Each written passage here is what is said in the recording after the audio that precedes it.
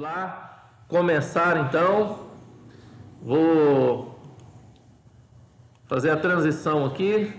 Se os irmãos tiverem alguma dificuldade ou o som estiver ruim, os irmãos podem me avisar, tá? Nós vamos então iniciar o nosso estudo. Está aí, estudo bíblico, né? Apocalipse, revelação do Senhor Jesus Cristo à sua igreja. Eu sempre gosto de frisar, sempre vou frisar, irmãos, o que significa a palavra Apocalipse. Apocalipse significa revelação. Revelação de quem? Do Senhor Jesus Cristo. Revelação do Senhor Jesus Cristo a quem? A sua igreja. Qual igreja? A igreja militante e a igreja triunfante. A igreja que é um povo salvo, escolhido por Deus. Gente de todos os povos, tribos, línguas e nações, tá bom? Então a revelação foi dada a João e direcionado à igreja, né, representada pelas 7 igrejas que nós estudamos no início, no capítulo 1, 2 e 3. Então nós estudamos essas igrejas, tá? Vamos lá. Seguindo aqui. O tema da aula de hoje é: o dragão ataca a igreja. O dragão ataca a igreja. Eu coloquei essa ilustração, né, apenas como ilustração, mas não vai ser assim, viu, irmãos? Isso aí é um desenho de um filme ou de uma série, tá? Vamos seguir. Bom dia, Robertinho. Bom dia, Terezinha. Agora nós vamos prestar bastante atenção nas considerações introdutórias. As considerações introdutórias, elas facilitam bastante, quando bem entendidas, o estudo do restante do capítulo, tá bom? Vamos lá. As perseguições. Irmãos, é importante lembrar que o livro de Apocalipse tem 2 grandes divisões. A primeira divisão do livro de Apocalipse nós já terminamos, que é do capítulo 1 ao capítulo 11. E essa primeira divisão, esses capítulos do 1 ao 11, falam da perseguição do mundo contra a igreja e os juízos de Deus aos ímpios em resposta às orações dos santos. Então, do capítulo 1 ao capítulo 11, que é a primeira grande divisão de Apocalipse, fala da perseguição do mundo à igreja e a resposta de Deus por causa da oração dos santos, e o juízo de Deus no mundo. Agora, do capítulo 12 ao 22, que é a segunda grande divisão que nós estamos iniciando hoje, a segunda grande divisão fala da perseguição cruel do quarteto do mal que ataca a igreja, que é Satanás, o anticristo, o falso profeta e a grande Babilônia, e a vitória de Cristo e da sua igreja sobre os inimigos. Então agora que nós vamos entender sobre o anticristo, o falso profeta, a grande Babilônia. Então fique ligado porque dessa parte para frente que as pessoas têm muita dúvida, né? Aparecem também muitos símbolos, muitos significados, tá? Então vamos seguir. Então essa questão nós já falamos tanto a primeira grande divisão é a perseguição do mundo à igreja, e a segunda divisão é a perseguição do quarteto do mal, tá? Então, vamos lá. A primeira divisão, tá? Vamos trabalhar um pouquinho sobre isso. Na primeira divisão, que é o capítulo 1 ao 11, tivemos 3 sessões. Quais são as 3 sessões que nós vimos na primeira grande divisão? Nós vimos sobre os 7 candeeiros, nós vimos os 7 selos, nós vimos as 7 trombetas. Agora, na segunda grande divisão, do capítulo 12 a 22, nós teremos 4 sessões, tá? Nós teremos o quarteto do mal ataca a igreja, as 7 taças, o juízo de Deus sobre os ímpios, a vitória retumbante de Cristo sobre a grande Babilônia, o anticristo e o falso profeta, e a vitória final de Cristo sobre o diabo, os ímpios, e a morte dos ímpios, e os novos céus e a nova terra, tá bom? Então, nós já estamos partindo para o final, como diz, né? Nós estamos partindo aí para o grande finale, né? Grande finale. Então, vamos lá, foco na primeira vinda. O que eu quero dizer com isso?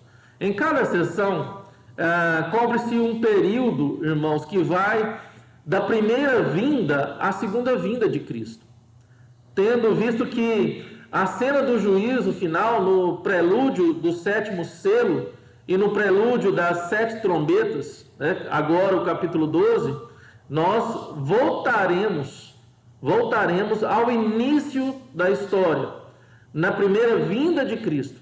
Falaremos não da segunda vinda de Cristo, mas da encarnação. E para completar, o capítulo 12 é o tema principal, que é a segunda divisão.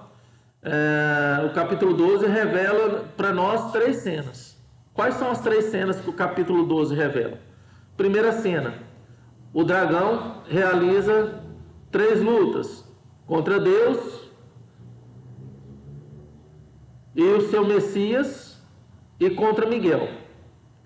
A segunda cena que mostra é a cena da mulher. E a terceira cena, nós vemos aí a grande luta que o dragão tem contra Cristo, né? Contra a igreja, contra a mulher, né? Deixa eu explicar isso melhor. Deixa eu clarear a ideia aqui. Existem 3 cenas. Essas 3 cenas, desculpa, irmãos, essas 3 cenas, elas caracterizam por 3 lutas.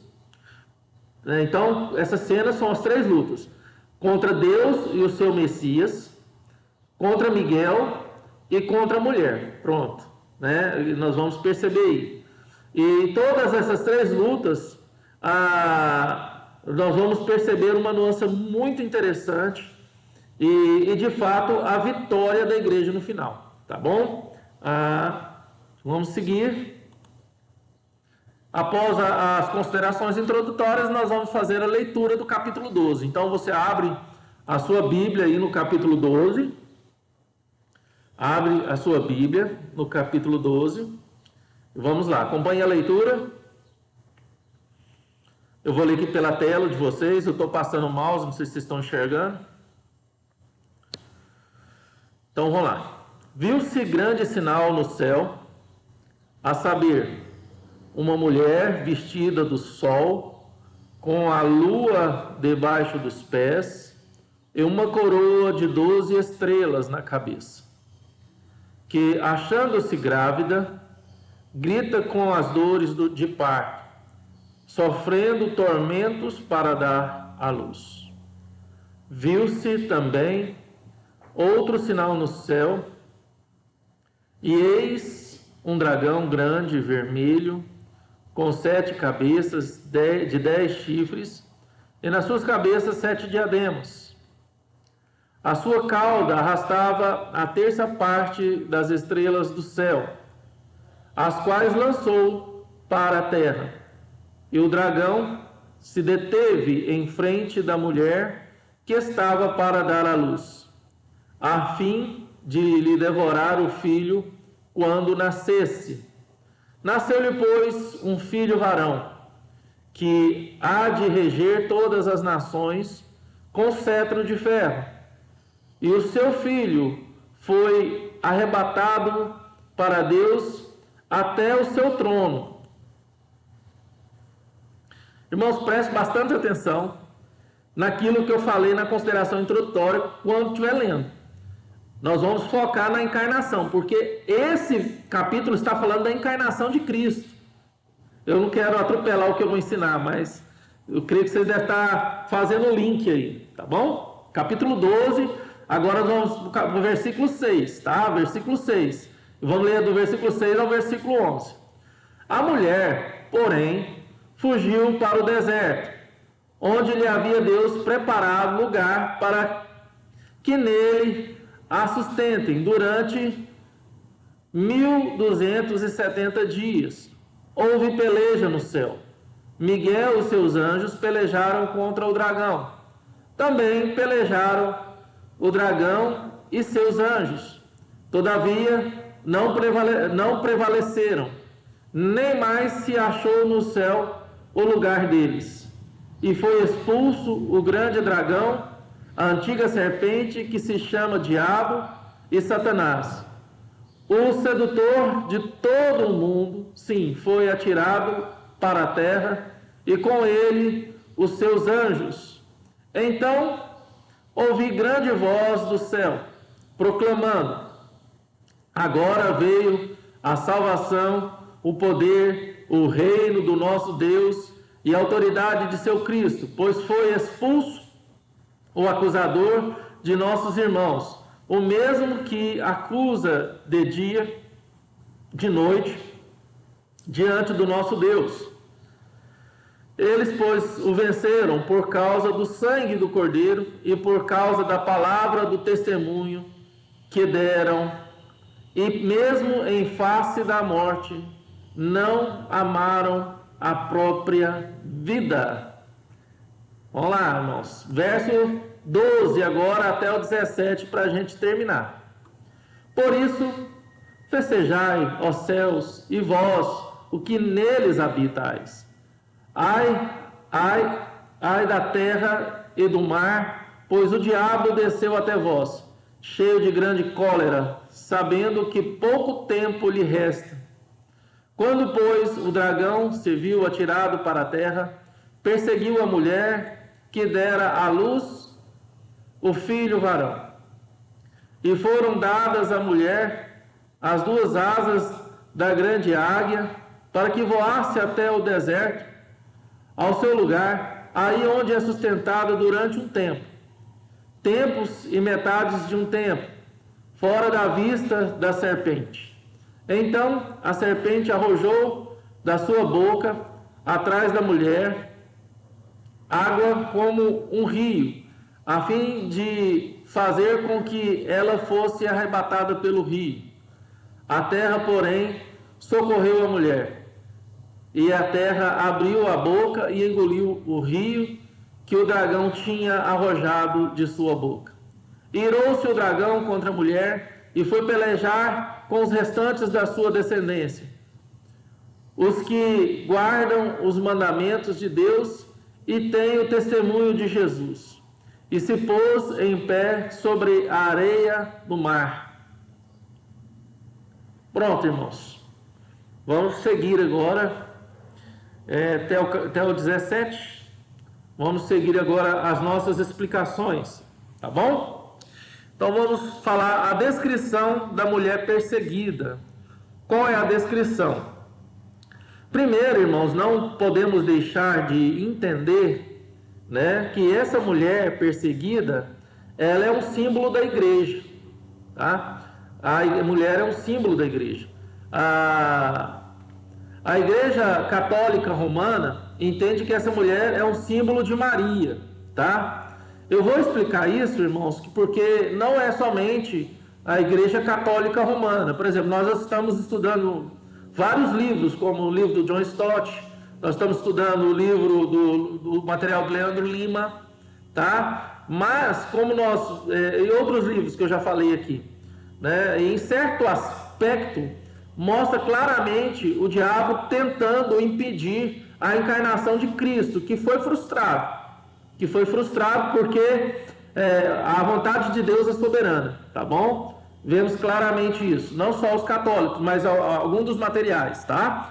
Como nós estamos trabalhando com material, como material base, ou que a gente está estudando, é o material do Hernandes Lopes, então nós vamos seguir essa sequência e eu vou explicando para os irmãos, tá? Então, não é somente a visão da Igreja Católica, né? E nem todos os teólogos da Igreja Católica concordam, mas é perceptível, irmãos, né?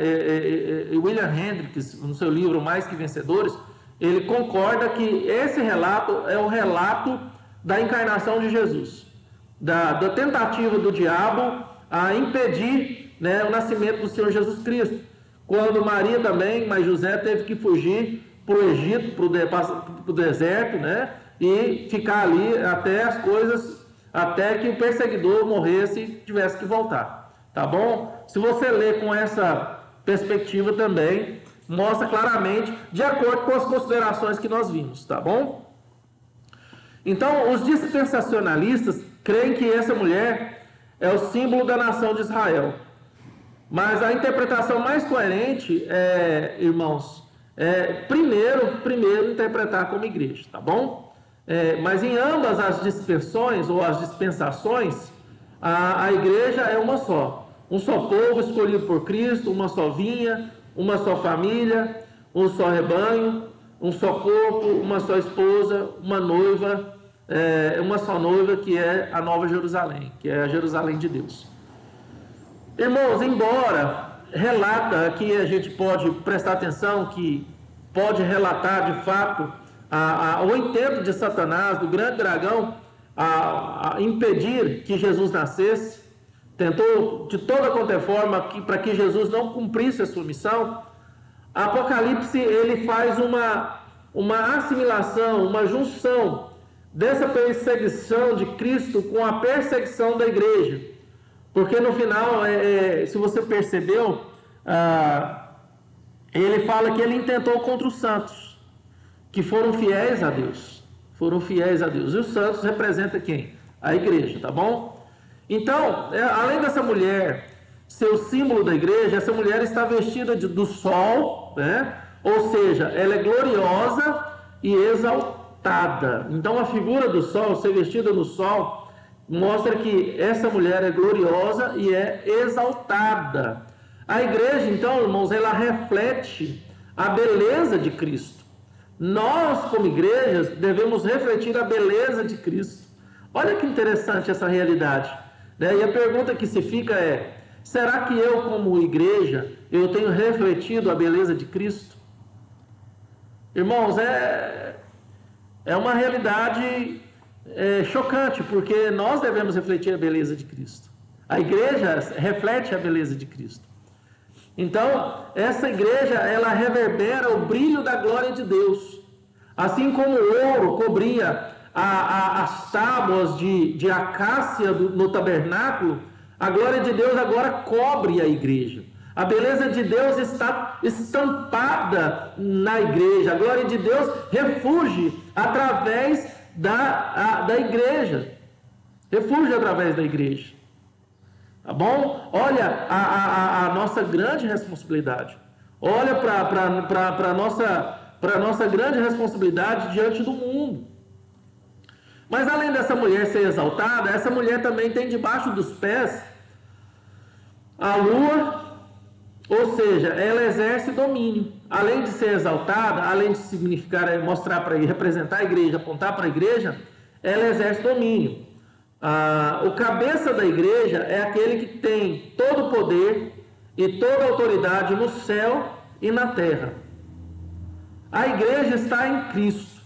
Ela está entronizada com Ele. Ela é a noiva do Cordeiro. Ela está assentada com Ele acima de todo principado e potestade. Ela recebeu autoridade sobre o diabo e suas hostes. A autoridade da igreja foi recebida por Jesus. Seu domínio não é político nem econômico, mas o seu domínio é espiritual. O domínio da igreja não tem a sua ênfase na política.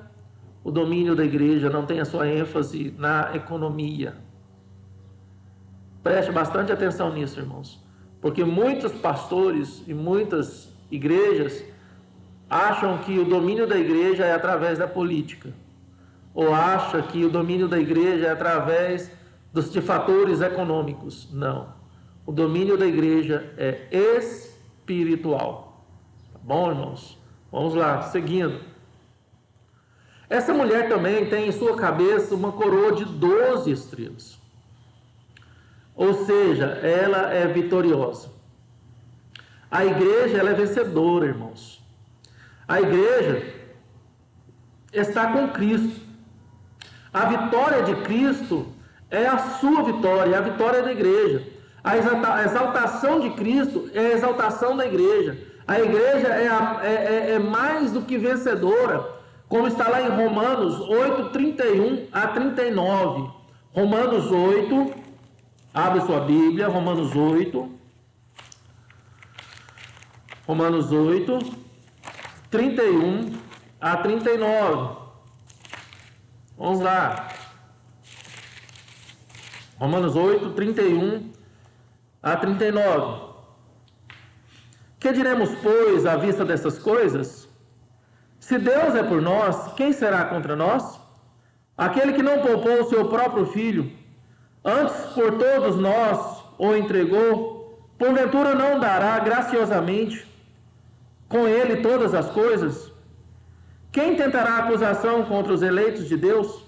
É Deus quem os justifica. Quem os condenará? É Cristo Jesus quem morreu, ou antes quem ressuscitou, o qual está à direita de Deus e também intercede por nós. Quem nos separará do amor de Cristo? Será tribulação, ou angústia, ou perseguição, ou fome, ou nudez, ou perigo, ou espada? Como está escrito: por amor de ti somos entregues à morte o dia todo. Fomos considerados como ovelhas para o matadouro. Em todas essas coisas, porém, somos mais que vencedores por meio daquele que nos amou. Porque eu estou bem certo de que nem a morte, nem vida, nem os anjos, nem os principados, nem as coisas do presente, nem as coisas do porvir, e nem as do porvir, nem os poderes, nem a altura, nem a profundidade, nem outra criatura poderá nos separar do amor de Deus, que está em Cristo Jesus, nosso Senhor. Glória a Deus. Então, irmãos, a igreja, ela triunfa com Cristo. A igreja, ela triunfa, ela é exaltada em Cristo e ela é vitoriosa em Cristo. Tá bom? Mas essa mulher também está grávida. Ou seja, a sua grande missão é dar à luz a Cristo segundo a carne. Assim como Maria, né, foi escolhida a dar à luz ao Filho de Deus, né? Então ela trouxe o Filho de Deus. A igreja também, ela tem que fazer Cristo, ela está grávida de Cristo, né? E Cristo, para que Cristo nasça no mundo, para que Cristo venha, né, na sua segunda vinda. A igreja engravidou-se da expectativa da segunda vinda de Jesus, né? Então a igreja está grávida de Cristo. Deus preparou um povo especial para ser o veículo da chegada do Messias ao mundo. Então, irmãos, esse processo ele foi doloroso, ele foi sofrido, nós vimos na primeira vinda. Houve muita dor, lágrima, muitas forças hostis e muitas artimanhas do dragão, tentando frustrar esse plano e destruir essa criança. Houve perseguições no Velho Testamento, tentando impedir a vinda do Messias prometido, conforme nós vimos lá e vemos em Gênesis 3,15, né? Gênesis 3,15 mostra claramente o diabo tentando frustrar a vinda do Messias. Deus, então, mas Deus, ele mostra a tua soberania e mostra que a vontade dele é imutável, a vontade dele não pode ser mudada, e Deus protegeu o seu povo. E na plenitude do tempo, Jesus nasceu. Olha que interessante. Mesmo depois de Jesus nasceu, Deus tentou frustrar os planos de Deus. Tentou Jesus: olha, atire-te daqui. Olha, se prostrares me adorar, darei todas as nações a ti. O diabo tentou frustrar os planos de Deus, mas Deus é soberano, Deus é absoluto, tá bom? Seguindo, irmãos, essa mulher também, ela é protegida por Deus da fúria do dragão. Então, a igreja é protegida por Deus, irmãos. Ela tem sido sustentada por Deus no deserto. O deserto aqui não é um lugar geográfico identificado no mapa. A igreja pode ser protegida até mesmo, irmãos, como nós vimos em Pérgamo, onde está o trono de Satanás, onde nós vimos quando nós estudamos a igreja de Pérgamo. O mundo não é o habitat da igreja, não é o habitat da igreja. somos peregrinos aqui, irmãos. Não estamos em casa aqui neste mundo. Durante 1270 dias, um símbolo de todo o período da igreja, ela é protegida por Deus. Ela é protegida por Deus. Às vezes, não da morte, mas na morte. Estão entendendo, irmãos? Não da morte, mas na morte. Como está no verso 11, que nós vamos ver adiante. Então, irmãos, de acordo com o Apocalipse, a igreja recebeu um selo. E de acordo com o Apocalipse, ela recebeu uma medida. Agora ela recebe asas.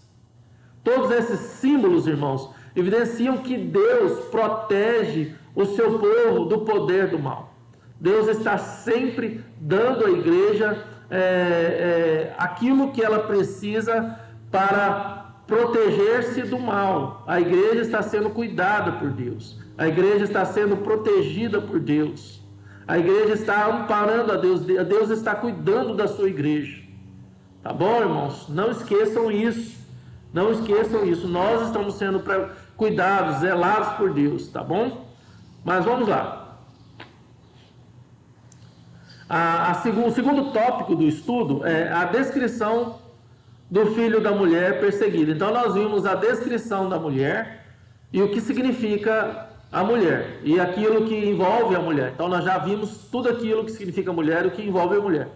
Mas a descrição do filho da mulher. Vamos lá, irmãos.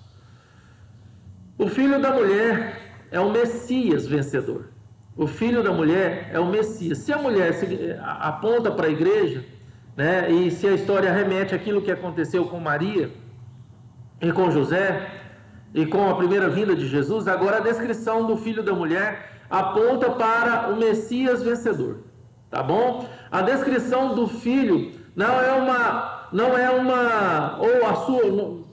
humilhação ou a sua humilhação, mas é a sua exaltação. O filho que nasceu é o rei que tem o cetro nas suas mãos, irmãos. Seu reinado é universal e o seu reinado é irresistível. Irresistível, irmãos. Tá bom? Então, o filho da mulher é o Messias que completou a sua obra. O versículo 5, irmãos, que nós estamos olhando aí, o versículo 5 não menciona a sua obra expiatória, porém sabemos, à luz das Escrituras, que a exaltação é um resultado da sua humilhação até a morte e morte de cruz. Tá bom? Olha lá, nasceu-lhe, pois, um filho varão, que há de reger todas as nações com cetro de ferro. E o seu filho foi arrebatado para Deus até o seu trono. Esse versículo aponta para a exaltação de Cristo. A exaltação só acontece após a humilhação, né? Então isso é perceptível quando nós vamos lá para Filipenses 2, 5 a 11, né? Você pode anotar, né? Filipenses 2, 5 a 11 e ler depois. E depois também você pode ler também em Colossenses 2,15, onde Jesus na cruz triunfou sobre os principados e potestades, evidenciando que a exaltação vem após a humilhação. A exaltação vem após a humilhação, né? Isso a gente vê lá na bem-aventurança, lá no Sermão do Monte, quando Jesus fala que os humilhados serão exaltados. Jesus deixando claramente que existe um processo, né? E esse processo, a exaltação vem depois da humilhação, tá? Qualquer dúvida vocês estejam acrescentando aí. Mas também, irmãos, o filho da mulher é o Messias que subiu ao céu para assentar-se no trono. Então, o filho da mulher é o Messias que subiu aos céus para assentar ao trono. Tá aí. Então, ele venceu o dragão na cruz. Ele venceu o dragão na cruz. E agora está no trono, governando os céus e a terra. Ele vai reinar até colocar todos os seus inimigos debaixo dos seus pés. Então, a ascensão de Cristo é a vitória judicial sobre Satanás, o pecado e a morte, irmãos. O pecado e a morte. Tá? Então, Ele venceu o dragão na cruz, Gênesis 3,15, tá bom? Ele está no trono, governando os céus e a terra, Mateus 28,18, tá bom? Ele vai reinar e colocar todos os inimigos debaixo dos seus pés, 1 Coríntios 15:25, tá bom? 1 Coríntios 15:25. Mas a vitória do Filho de Deus, a vitória de Cristo, também é a expulsão do dragão. Provocam proclamação de alegria no céu, irmãos, nos céus. É a vitória, a proclamação de alegria nos céus. A vitória de Cristo agora, essa exultação, a vitória de Cristo agora é vista e publicada. Embora Cristo esteja reinando hoje, os agentes do mal ainda estão operando. Tá? Estão operando. Mas essa vitória vai ser plena, ela vai ser cabal. E Cristo já está exaltado e vai ser exaltado ainda no final, na sua segunda vinda, onde ele trará um fim para todo o mal sobre a terra. Ok, irmãos? Tem alguma dúvida? Estão entendendo? Quer dar alguma sugestão? Tá? Eu estou preferindo dar as referências bíblicas, porque se a gente parar para ler essas referências, nós vamos passar do horário. Então, nós temos aí ainda alguns minutos. Nós temos 20 minutos para terminar a aula. Então, eu quero dar as referências e vocês podem anotar e ler em casa.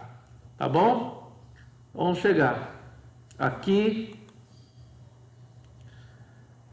Esse aqui é um dos...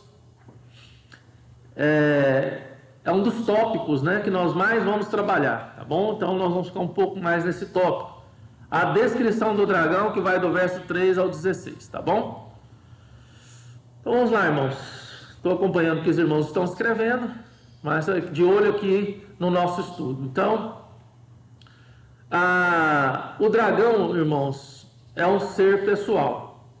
Como diz no verso 9, ele é um ser pessoal. Ele não é um mito. É uma figura lendária ou uma figura folclórica. Não é um mito, não é uma figura lendária, não é uma figura folclórica.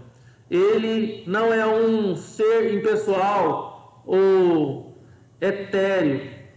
Ele não é uma energia, apenas uma energia negativa. Ele não é um anjo caído. Ele não é apenas a figura de um anjo caído, mas sim, ele é um anjo caído. Ele é um ser que tem vontade, ele é um ser que tem planos, ele é um ser que tem estratégias, ele tem sentimentos, pois está cheio de cólera, como está no verso 12 aí, tá? Ele é cheio de cólera e permanentemente irado contra quem? Contra a igreja, contra mim e contra você, que fazemos parte dessa igreja, como está no verso 17. Ele tem inteligência, pois é capaz de seduzir. Verso 4, tá bom, irmãos? Ele tem objetivos claros, perseguir o Messias, está no verso 4. E sua igreja também é o alvo, a igreja de Cristo, eu e você, a perseguição à igreja também é o alvo dele, como está no verso 13, irmãos, tá bom? Estou com o nariz meio entupido e um pouco de fôlego, né? Falta de ar. Não preocupa, não é Covid. Meu exame deu negativo, graças a Deus. Então, sua grande obsessão é devorar Jesus, como está no verso 4. O verdadeiro alvo do dragão, irmãos, não é a mulher, mas sim o filho. Quando a igreja sofre aflições, o dragão quer atacar o filho na igreja. Isso fica claro quando nós lemos Atos 9:4. Vamos para lá, Atos 9:4.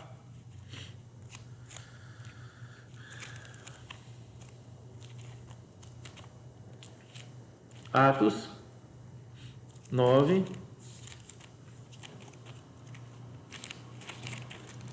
Atos 9:4.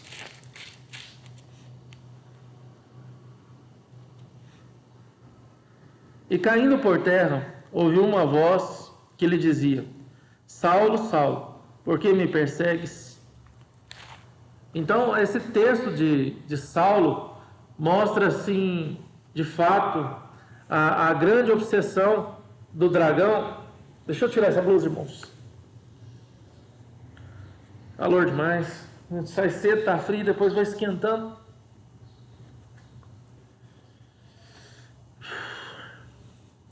Pronto, vamos lá, onde que eu estava? Então, o verdadeiro alvo do dragão não é a mulher, né? Quando Jesus falou para Paulo ou para Saulo, Saulo, por que persegue a igreja, né? Não, porque me persegue, né? A luta contra Cristo na igreja é a obsessão do dragão, porque ele é vencido pelo sangue do Cordeiro, irmãos, e pela palavra do seu testemunho. Por isso que eu falo assim, irmãos, é uma verdade. Por isso que, olha que interessante, por isso que o diabo não está nem aí para a igreja que não prega o evangelho. Por isso que o diabo não está nem aí para a igreja que não pregue a Cristo. Mas ele vai atacar a igreja que é fiel à palavra, que busca ser fiel à palavra, que prega a Cristo, que prega o evangelho. Tá, irmãos? Se eu pregar a Cristo fielmente, se nós pregamos a Cristo fielmente, nós vamos ser atacados pelo diabo. Mas ele já está derrotado em Cristo Jesus. Tá bom, irmãos? Não tenha medo de pregar a Cristo. Não tenha medo de evangelizar, de ser fiel à palavra de Deus. Tá bom? O dragão também, ele é o inimigo que exerce influência universal. Está aí no verso 3 e no verso 9. Por exemplo, 7 cabeças. Nós já sabemos que o símbolo 7 na literatura apocalíptica é um sinal de completude, né? Então, representa que ele exerce poder e grande autoridade de forma universal. Ele é o Deus deste século, o príncipe da potestade do ar. Ele atua nos filhos da desobediência. Ele é o pai daqueles que vivem para fazer a sua vontade, como está em João 8,44. Ele é o sedutor desse mundo, e o mundo jaz no maligno, tá bom, irmãos? Mas ele também, aqui no texto, fala que ele tem 10 chifres. Simbolizam esses 10 chifres simbolizam a sua capacidade destruidora, né? Então, por quê? O sinônimo de chifre na Bíblia é sinônimo de poder, tá bom? Ele é o Abdon, ou Abaddon, ou Apolion, ou destruidor. Jesus o chama de homicida, lá em João 8,44. Ele é o ladrão que veio para matar, roubar e destruir. Olha que interessante, irmãos. Eu vou pregar sobre esse texto hoje à noite. Quando Jesus fala que ele é a porta. Aqui Hernandes Dias Lopes, ele faz uma conexão daquele ladrão de João como de fato sendo o diabo. E hoje à noite eu vou mostrar para vocês que o texto em si, e Jesus estava ligando que o ladrão eram os fariseus, os falsos religiosos que usavam da fé para se aproveitar dos filhos de Deus, tá bom? Mas isso também mostra que é o papel do diabo. Embora eu não possa usar esse texto de João 10,10 como referência e dizer que o ladrão que Jesus falou ali é o diabo, mas o diabo também é claramente evidenciado em Apocalipse que ele veio para roubar, matar e destruir, tá bom, irmãos? Ele tem 7 diademas. O que simboliza essas 7 diademas? Simboliza que o seu governo é universal. Sua influência, irmãos, não se limita a um povo ou uma nação. Ele possui súditos em toda a terra. Isso a gente percebe lá em Lucas, capítulo 11, dos versos 20 a 22. Ele tem um reino, né? Isso é claro também em Colossenses 1,13. Colossenses 1,13 e Atos 26, 18. Atos 26, 18, tá? Mas o dragão é um inimigo destruidor, tá? No verso 3, e logo no começo. Ao chamá-lo de um dragão grande, a evidência que ele deixa para nós que esse dragão, que esse inimigo, ele é terrível, perigosíssimo e destruidor, irmãos. Ao chamá-lo de vermelho, denota a sua capacidade de provocar destruição e morte.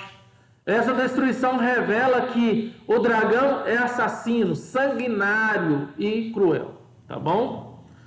O dragão é o inimigo sedutor. Ele é um inimigo sedutor, tá aí no 4 e 9. Primeiro, porque, irmãos, ele seduziu o mundo angelical. Nós lemos aí que quando ele foi expulso, ele com a sua cauda, ele também levou com ele 1/3 dos céus. Nós sabemos que com Satanás foi expulso 1/3 dos anjos celestiais, tá bom? Então esse texto está mostrando isso. Ele era perfeito até que se achou, irmãos, iniquidade em seu coração. Embora uns não concordem que Ezequiel 28:15 fala do diabo, mas sim, né, do rei. Eu não sei se agora, não me falha a memória, da Babilônia era Nabucodonosor, creio que sim. Ele se arremete na opinião, ou não falo opinião, desculpa, irmãos, mas na atestação de muitos teólogos, que se remete ao diabo quando ele foi expulso por Deus, tá? Ele conseguiu então arredar 1/3 parte dos anjos que foram expulsos do céu. Verso 4 está aí mostrando também.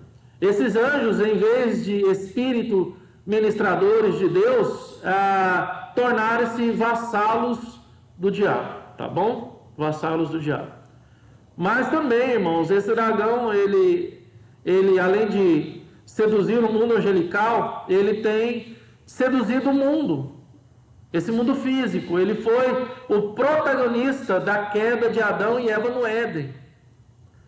Para tentar os nossos primeiros pais, ele usou o disfarce, ele usou a dúvida, ele usou a inversão da palavra de Deus, ele usou a negação da palavra de Deus, ele usou a exaltação do homem, ele usou a acusação contra Deus, ele usou a sedução contra o homem, irmãos. Isso é claro e perceptível lá em Gênesis.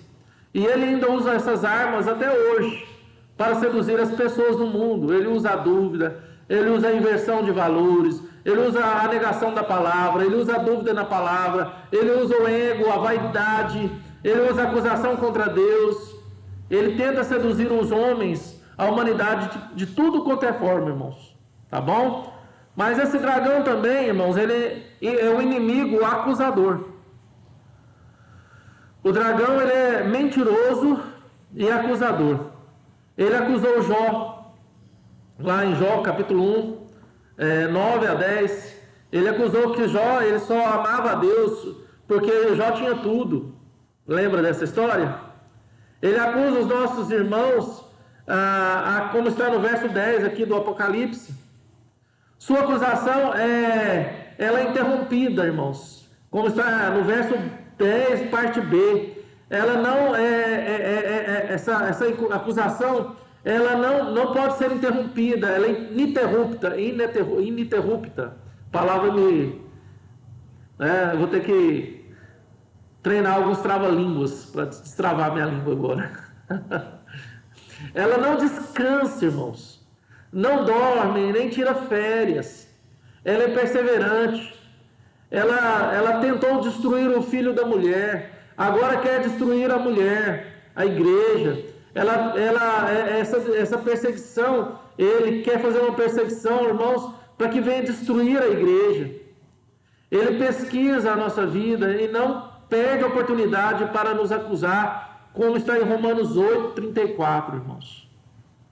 Romanos 8:34, vamos lá rapidinho, Romanos 8:34. Romanos 8:34. Vamos lá, olha aqui. Quem os condenará? É Cristo quem morreu, ou antes quem ressuscitou, o qual está à direita de Deus, e também intercede por nós. Então, irmãos, ele tenta nos acusar o tempo todo, mas Cristo já o derrotou. Não há intento, não há acusação mais em nós contra a igreja. Mas o dragão também é um inimigo, um inimigo adversário, irmãos. O que eu quero dizer com o inimigo adversário? Se você olhar o verso 9, aí no texto da Bíblia, Satanás, ele significa opositor. Satanás, a palavra Satanás significa adversário. Foi ele quem se opôs a Moisés através dos magos do Egito. Foi ele quem se opôs ao sumo sacerdote Josué. Foi ele quem se opôs a Paulo e barrou-lhe o caminho. Em 1 Tessalonicenses 2,18, irmãos. Então, irmãos, o dragão também é um inimigo cheio de cólera, como está no verso 12 aí do texto em questão. Ele está cheio de cólera porque foi expulso do céu e sabe que lhe resta pouco tempo, como está no texto. Ele está cheio de cólera porque não pode destruir o filho da mulher. Verso 5. Ele está cheio de cólera porque sabe que a igreja é protegida por Deus. Verso 6, irmãos. Tá? O dragão é inimigo limitado. Graças a Deus que ele é esse inimigo limitado. Por quê? Primeiro, a limitação dele é de espaço. A gente percebe isso no verso 8, no verso 9 e no verso 13. O dragão não encontrou mais lugar no céu. Ele não pode tentar mais ninguém que está no céu. Ele foi atirado para a terra e com ele os seus anjos, tá, irmãos? A limitação também é de tempo, verso 12. O diabo é uma serpente golpeada na cabeça, irmãos, que está furiosa no estertor da morte, sabendo que pouco tempo lhe resta, que a sua sentença já foi lavrada, irmãos. Em breve será lançado no lago de fogo. Apocalipse 20, 10. O diabo sabe que ele está derrotado, mas luta, irmãos, para que o homem não saiba, E ele sabe que ele tem pouco tempo, como nós lemos aí, tá? E a limitação dele também, além de ser de espaço, além de ser de tempo, a limitação do diabo é de poder, tá? Versos 7, 8 e 16. Hoje, irmãos, muitos têm enfatizado o poder do diabo. Muitos têm super enfatizado esse poder do diabo. Mas, irmãos, o diabo ele é vencido por Jesus Cristo. Verso 5. Ele é vencido pelos anjos. Versos 7 ao 8. E ele é vencido também pela igreja. Verso 11. Então, ele tem limitação de poder. Por quê? Ele é vencido pela igreja. Verso 11. Ele é vencido pelos anjos. Versos 7 e 8. E ele é vencido por Jesus. Verso 5. Então, essa questão da demologia ou do satanismo está em alta, irmãos, isso é bobagem. O diabo ele é derrotado, ele já está vencido, e ele é limitado em espaço, ele é limitado em tempo, e ele é limitado em poder, tá bom? Então vamos lá. Esse aqui eu vou trabalhar esses tópicos com vocês, tá? Vou voltar aqui, irmãos. Volta. Pronto. A ação o tópico 4, a intervenção de Deus em favor da igreja nessa batalha contra o dragão. Olha aqui que eu coloquei, a ação protetora de Deus. Olha que interessante, irmãos. Verso 6, 14, 16. Irmãos, a igreja ela está no mundo, mas ela não é do mundo. A igreja ela é protegida no mundo, irmãos. Deus preparou para ela um lugar no deserto. Deus preparou um lugar para ela, por enquanto, nesse deserto em que nós vivemos. As duas asas são como o selo de Deus que protege a igreja contra a fúria do dragão. Então, irmãos, havendo fracassado em seu esforço de derrotar Cristo, o dragão vai perseguir a igreja e lançar contra ela um rio de mentiras e perseguições. Verso 16. O dragão cheio de cólera vai pelejar contra os fiéis. Muitas vezes Deus os livrará na morte e não da morte. Tá bom, irmãos? Então preste bastante atenção como está no verso 11. Então, a igreja, ela recebe a ação protetora de Deus. Então, no mundo, ela recebe a ação protetora de Deus. E as duas asas mostram claramente essa ação protetora de Deus, dando para a igreja o poder de sobrevoar, de ficar acima dessas perseguições. Mostra também o fracasso das línguas mentirosas, do rio de perseguição e de mentira, tá bom? E também da peleja, dessa cólera do diabo contra os fiéis. Que Deus nos livra na morte, muitas vezes, e não da morte. Como nós vimos, os santos sendo perseguidos no primeiro, segundo, terceiro, quarto século, e daí por diante, tá? Mas a ação interventora também, além de ter uma ação interventora e protetora de Deus, quer dizer, uma ação protetora de Deus, há uma ação também interventora dos anjos, como vemos no verso 7 ao 8, versos 7 ao 8, tá? Robertinho colocou aqui, interessante, ao falhar em destruir Jesus, o dragão, diabo, passa a tentar aniquilar o povo de Deus. Usa a mentira e a fraude. Quando a mentira fracassa, ele passa a perseguir os cristãos. Isso, tá bom? Isso mesmo, Roberto. Tá? Ele está tentando perseguir a igreja. Ele quer oferecer mentiras para a igreja, né? E fazer com que a igreja largue a sua fidelidade a Cristo e siga os seus próprios ideais, né? O egocentrismo, a vaidade e outra coisa mais, né? Nós vemos claramente isso nas mídias, tá bom? É uma escalada que vemos todos os dias, né? Isso, exatamente.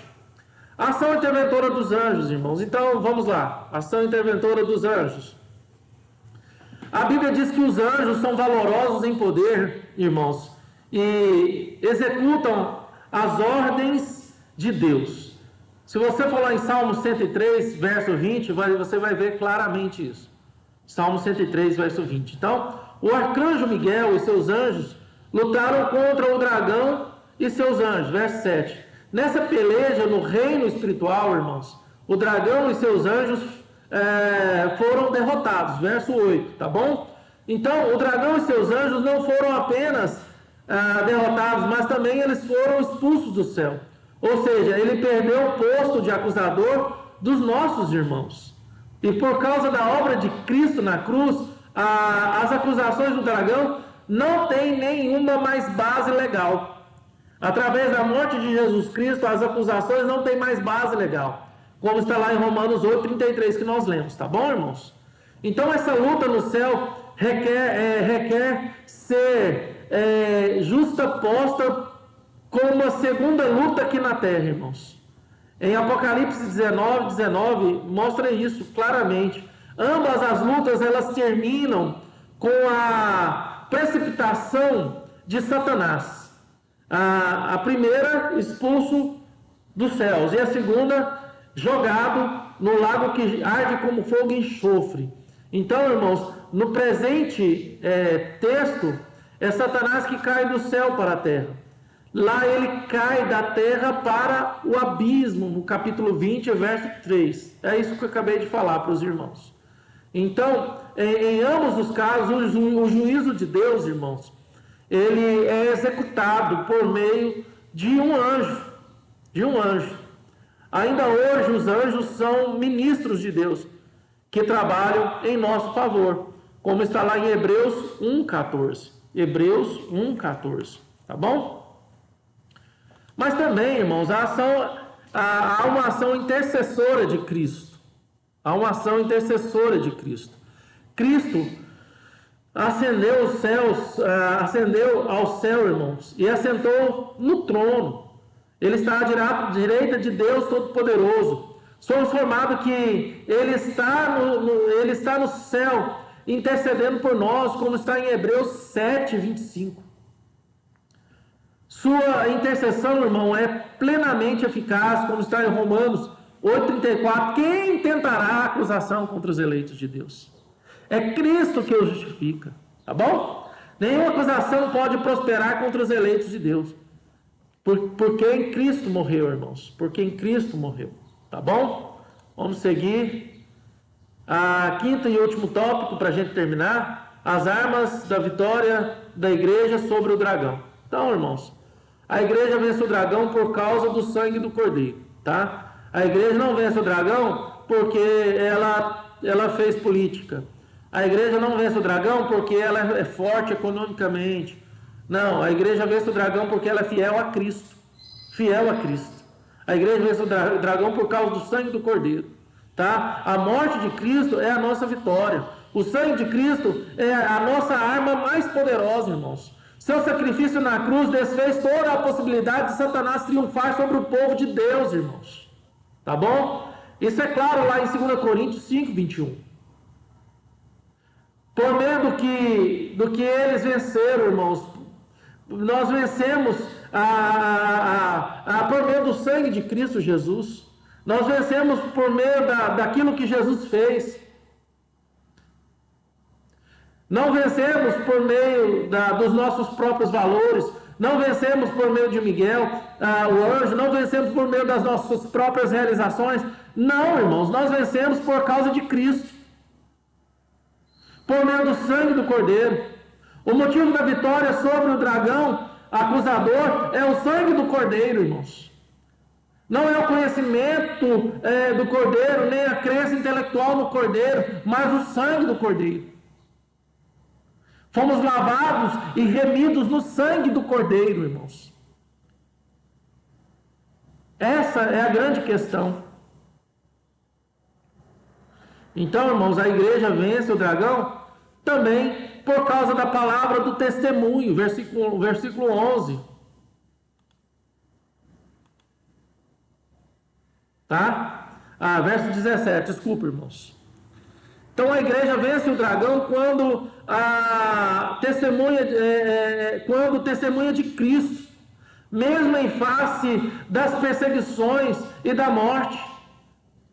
Ela prefere ser uma igreja mártir do que uma igreja apóstata. Ela prefere morrer a negar o nome de Jesus. Ela é assim, mesmo morrendo, vence Satanás. Como foram os nossos irmãos no primeiro século, atirados nas covas dos leões. Eles morreram sem negar a Cristo. Eu vi uma charge engraçada essa semana no Instagram. 2 leões conversando, né? E no prato deles estava ali pedaço de gente. A charge, em desenho. Aí um leão virou para outro leão e falou assim: passa o sal. Esses cristãos de hoje é muito sem sal. Esses cristãos não tem sal. Passa o sal, né? E temperando ali um pedaço de gente para comer 2 leões, né? Que aí preferiam os cristãos de antigamente era mais salgado. Os de hoje tá sem sal. Passa o sal, né? Se eu achar essa charge depois eu coloco no Instagram da igreja, tá bom? Mas é realmente isso, né? O que seria esses 1260 dias de proteção para a igreja perseguida no verso 6. Alguns escritores mostram que são os dias que Jesus teve que ficar no Egito até que o imperador romano, na época, eu não lembro, Herodes, morresse. Tá? Outros dizem que é o tempo que se dá agora nesse milênio até a segunda vinda de Jesus. Tá bom, irmãos? Então, Hernandes Dias Lopes ele não trabalha isso, e outros, como William Hendricks, porque não tem um significado que a gente nos dá segurança, tá bom? Mas uns trabalham que é o tempo que Maria e José ficou escondido no Egito até que Herodes morresse, para que ele fosse voltar, né? E outros dizem que é o tempo, né, como MacArthur, Led Greg, dizem que é o tempo que se dá até a segunda vinda de Jesus, tá bom? Então vamos lá, onde que eu parei? Verso 17. Então, irmãos, quem traz no coração também traz a cruz nas costas, irmãos. Quem traz Cristo no coração também traz a cruz nas costas, irmãos. Não é a crença intelectual no Cordeiro, nem o louvor interno do Cordeiro que significa vitória, mas somente a palavra do testemunho diante dos ouvidos estranhos, irmãos. A igreja vence, a igreja vencedora, a igreja que vence é a comunidade de testemunhas. Né? E a gente sabe que a palavra testemunho, no grego, é mártir. Daquele que está disposto a morrer sendo fiel, testemunha de Cristo. Sendo fiel, testemunha. A igreja, ela é fiel, testemunha de Cristo, irmãos. Ela é fiel, testemunha de Cristo. Em tempos difíceis, irmãos, a igreja passa por uma grande tentação. A tentação de hibernar, suspender seu testemunho, esconder-se em uma toca, viver seus estoques, viver dos seus estoques, até que voltem em tempos melhores. Mas não é a igreja hibernar que vai tornar ela vencedora. O que torna a igreja vencedora é testemunha. Ninguém jamais subirá ninguém jamais, irmãos, poderá deixar de ser luz ou ser testemunha escondendo a palavra de Deus. Outros usam essa alegação, irmãos, eu quero trabalhar isso aqui, que outros usam essa alegação nessa questão de pandemia. Essa alegação aí, porque, irmãos, nós não podemos deixar de fazer cultos presenciais, porque a igreja está deixando de testemunhar, a igreja está querendo se esconder, a igreja está querendo hibernar, né? A igreja está querendo suspender o testemunho. Não, em tempos difíceis é que a igreja tem que testemunhar mesmo. Não, irmãos. A igreja, ela não é isso que o texto está falando aqui. A igreja, mesmo na pandemia, ela não tem se calado. Porque eu tenho testemunhado na minha casa, você tem testemunhado na sua casa, você tem testemunhado no trabalho, você tem testemunhado na sua família, nos seus amigos, e a igreja não parou. A igreja, mesmo online, ela continua testemunhando e alcançando o mundo. O evangelho tem sido testemunhado pela transmissão online. A questão de ter culto presencial ou não é por causa de uma transmissão de uma doença que está matando vidas. Tem muita gente morrendo. Grupo de risco, né? Temos aí pessoas no grupo de risco. Então, eu não me arrisco a fazer essa conexão. Porque a igreja continua testemunhando. A igreja não é 4 paredes. A igreja não é templo, irmãos. A igreja não é isso aqui. A igreja somos nós. Tá bom? Entenda isso, irmãos. A igreja não é tijolo. A igreja não é placa, não é denominação. A verdadeira igreja não é 4 paredes. A igreja somos nós. Mas eu já expliquei para os irmãos que a igreja denominação, que a igreja placa, que a igreja 4 paredes é graça de Deus. É graça de Deus para que venhamos experimentar um pouco, em pequena fração, dos céus aqui na terra. Esse pequeno corpo que se encontra nessa localidade, nessas 4 paredes, na Rua Pereira de Alencar, número 50, no Jundiaí, Anápolis, Brasil, né, no mundo aí, ela é uma pequena parcela do corpo de Cristo, dessa igreja universal triunfante, que está militando na terra, para que eu e você experimente um pouco do que vamos experimentar em plenitude nos céus, irmãos. Em plenitude nos céus. Glória a Deus. Se estivesse presente aqui, posso ouvir um glória a Deus aí, irmãos? Estão vendo, irmãos? É importante também. Mas isso aqui que nós estamos, não podemos fazer esse link aqui, tá bom? Não podemos fazer esse link. Pois é, irmãos. Qual que é a conclusão? Então tá aí, acompanha aí, irmãos.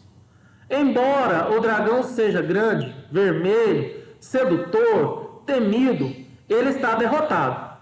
A vitória está assegurada. Caminhamos não para o final trágico ou incerto.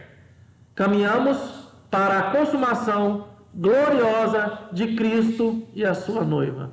Que Deus seja louvado. Então, nosso caminho não é o de derrota, o nosso caminho é de vitória, tá, irmãos? O nosso caminho é de vitória, tá? Então...